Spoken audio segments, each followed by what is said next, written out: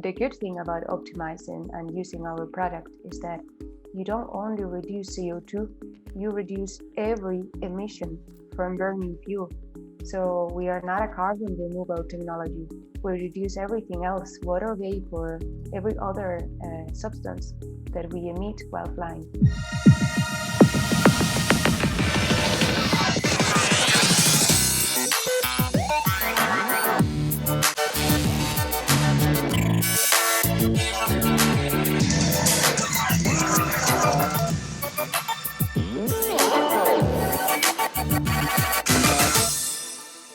I am absolutely delighted today to be joined by Elena from FuelVision. And Elena, I would love to hear more about your story and how you got there and the impact you're aspiring to have. But first of all, why don't we just start with handing over to you, and you can do just a short introduction of who you are and what you're up to. Yeah, sure. Well, first of all, Scott, thank you for having me here. We've been talking for a while now, since the very beginning of FuelVision, so very glad to see that we get to make it more public now. So yeah, my name is Elena Escrivá de Romaní. I'm originally from Spain, and I'm based in Copenhagen. And I'm a professional airline pilot, and I started the journey with FuelVision over a year and a few months ago now. Excellent. So you've moved from being a pilot to an entrepreneur. That's an interesting move. Can you tell us more about what that journey was? Why did you decide that, and what took you there? Yeah, sure. So already when I was flying, I was always wanted to do something else, and I got really into the whole sustainability, and I got a bit into tech. I started to do a few programs on by myself, just trying to learn to basic programming. But it was quite difficult without having a clear goal in mind or something to really build in mind. So then the pandemic started, and I was laid off as many others. My employee went bankrupt here in Denmark, and I started an iOS app development course and started to get more into the whole app development world. And then I was lucky enough that I met an ex-colleague also who used to fly from the same airline, and we started talking about this, and he pitched me the idea. So he really is the father of the idea, and we decided to start a company together. And how has that been, moving from that world to an entrepreneur world? How is it? How are you feeling about that? What challenges have you had along the way? Yeah, it's been very difficult, but I think it's also that we chose the worst year ever to do all this, right? So everybody's life was very impacted, and we all had a bit of a 360-degree change in our life, personally and professionally. And then we, on top of that, decided to embark onto this. So it's been very interesting. Everything that we have previously read about funding a company and entrepreneurship, you see it repeated once again. But it's been a difficult and different challenge, and very, very motivating. And the good thing is that because it's completely related to aviation, it kept me sane while I was grounded. So I still felt like I was doing something related to my industry, and still in touch with it. You mentioned that you were a bit more you were focusing a lot on sustainability and the impact. I think it's probably a good idea. Let's talk about FuelVision and what is the vision of the impact, and why are you doing this? Of course, yeah. So what we do at FuelVision is that we assist airlines to decarbonize, reducing the aggregate carbon footprint. And the way we do that is the two different tracks. So we receive our clients' aircraft data directly from the aircraft. So it's the same data that is used for safety investigations, like the typical program, the Mayday. Most people know about that one. So it's a very high quality data compiled by the aircraft while flying. And we use that data in two different ways. We have the market section, where it's a bit more of like a consulting part of our company, where we help them with with how to financially plan and calculate their exposure and hedging programs. And then we have the flight efficiency program. In the flight efficiency, what we are doing is we are building a mobile app cross-platform that assists pilots into making more data-driven decisions before the flight, and then after the flight, they can assess their performance and check their progression and get feedback for the next flight. So the idea is to help pilots reduce fuel consumption, is that right?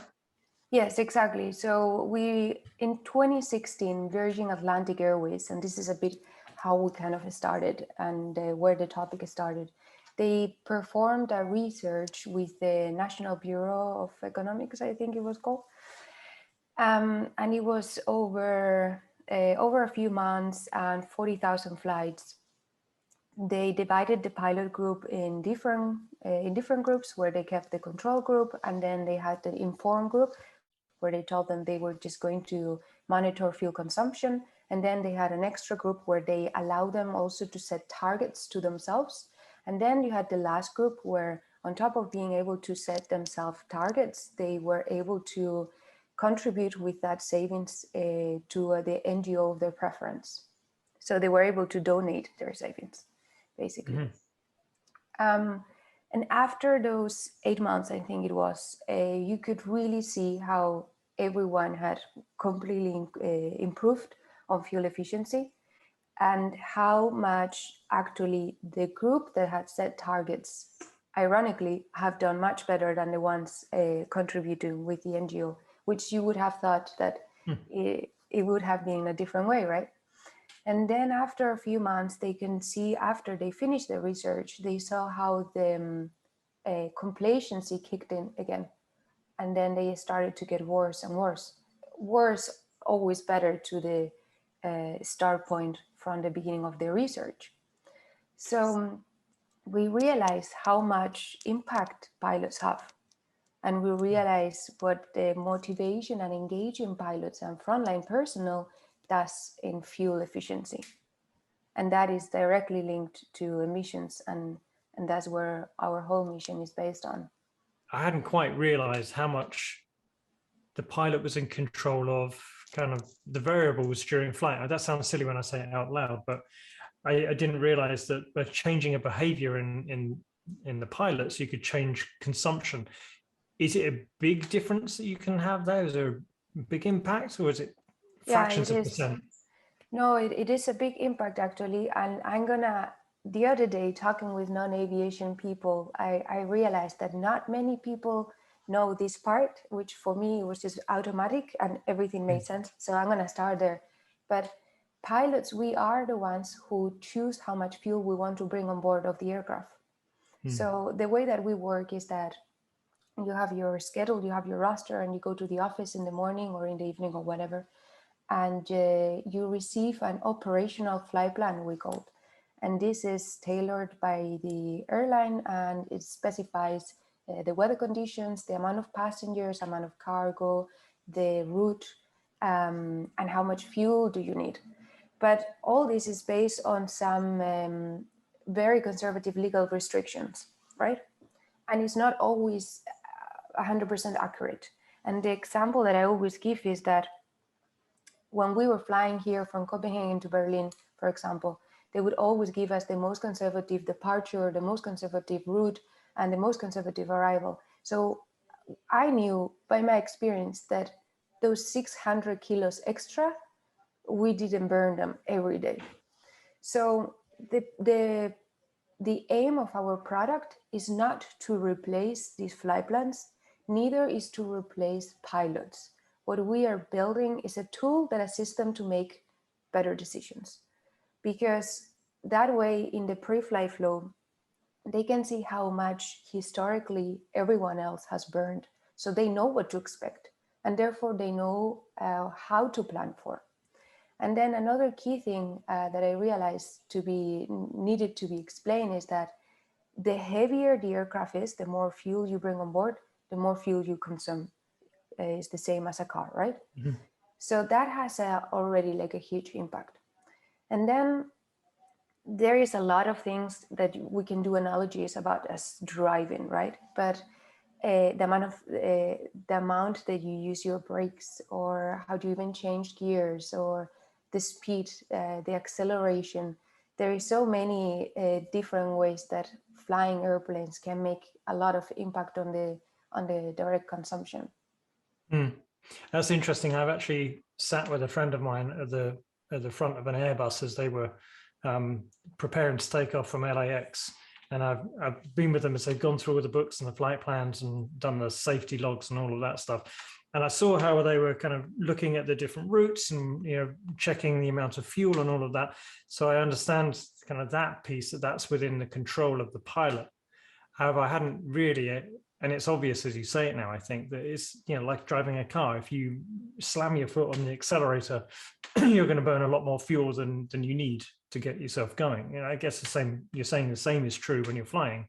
Your style very much impacts the amount you consume during that flight.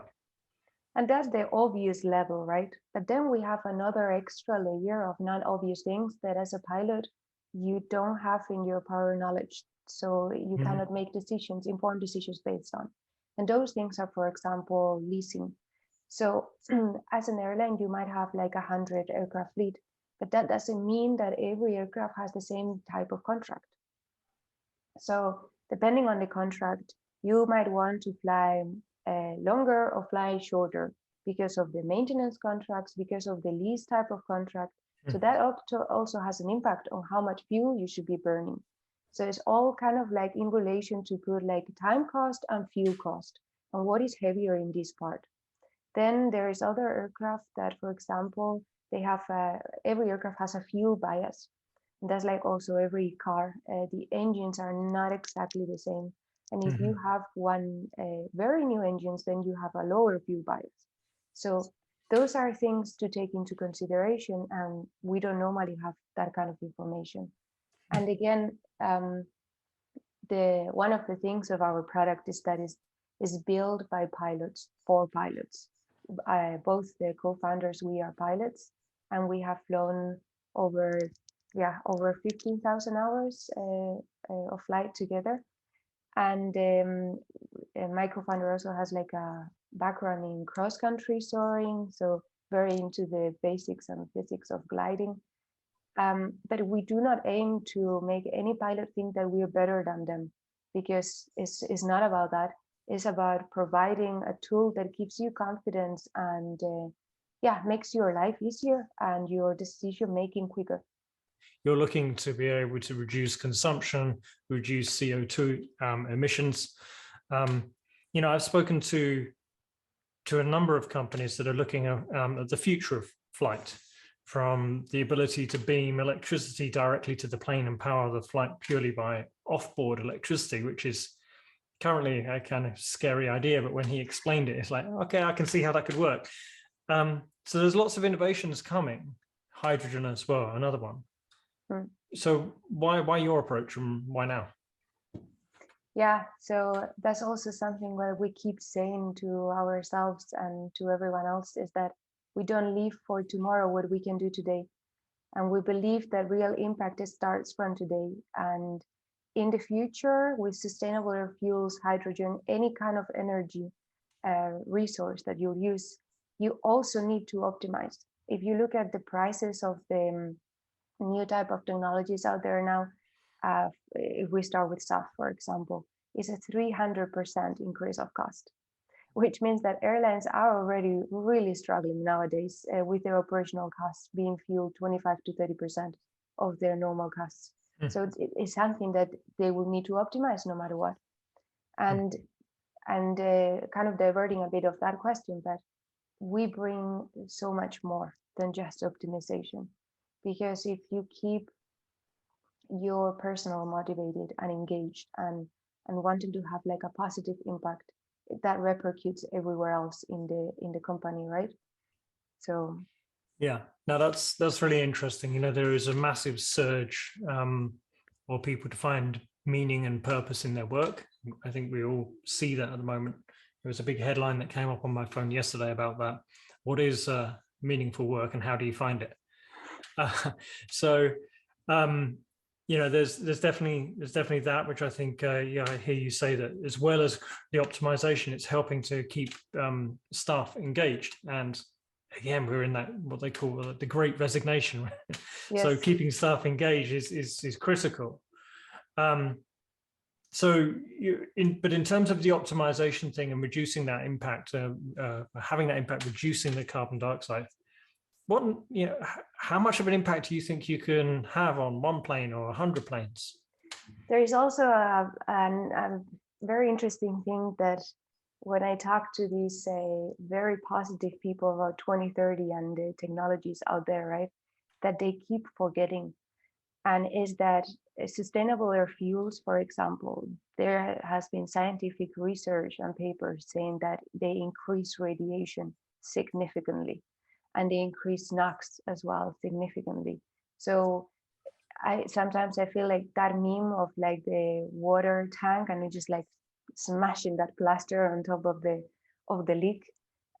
We don't see the consequences of those things, and the good thing about optimizing and using our product is that you don't only reduce CO2, you reduce every emission from burning fuel.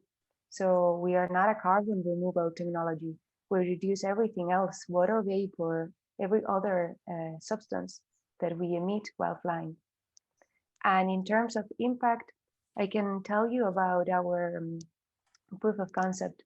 So we started with a small airline here in Denmark that were operating in Vietnam. They were like a new fleet, a new pilot fleet into that aircraft. So for that, we give them a bit of slack that they will have to adapt to the place and to the aircraft. But we proved 14% with 2 aircraft. So in terms of numbers, that is 150 tons of fuel per month, which is 300 tons of CO2 with 2 aircraft. So I'm not saying that it would be that potential with every airline, because of course it depends very much of the routes and of the experience of the pilots and of the aircraft type. But I think it is a very significant impact. So you talked proof of concept. Where are you now, and what comes next? Yes, so we started our we started with the proof of concept with this airline over a year ago. Then we developed an MVP and we tested it with them, and we saw an increase of fuel efficiency techniques on the ground of 50% on the first months, and then the overall of 91% increase of techniques. So we saw that, and we decided that the MVP was too limited then. So we started development in August, and we are now planning to launch the version 1 of the app in the beginning of the spring. Does the app cover commercial and freight as well? Is it any airline? Yes, exactly. And that has been quite of a topic recently. We saw now with the pandemic how the air freight demand has increased so much. Mm-hmm. And we know for a fact, and people inside of that side of the sector, that they have a massive problem with overconsumption. And the reason why is because right now the big logistic companies and retail companies, they hire aviation charter companies, and the only metric they have is on-time performance. Mm-hmm. So there has been cases of aircrafts holding over for hours on top of an airport because of bad weather, but the big logistic company wanted them to land no matter what. So we're talking about a very, very big margin in that side of the industry. I'm not sure how many airline groups I have in my network, but if there's any out there that want to get in touch with you, I'm sure they'll find a way. What's the best way to get hold of you and find out more? Yes, of course. So you can find us in our LinkedIn page, FuelVision,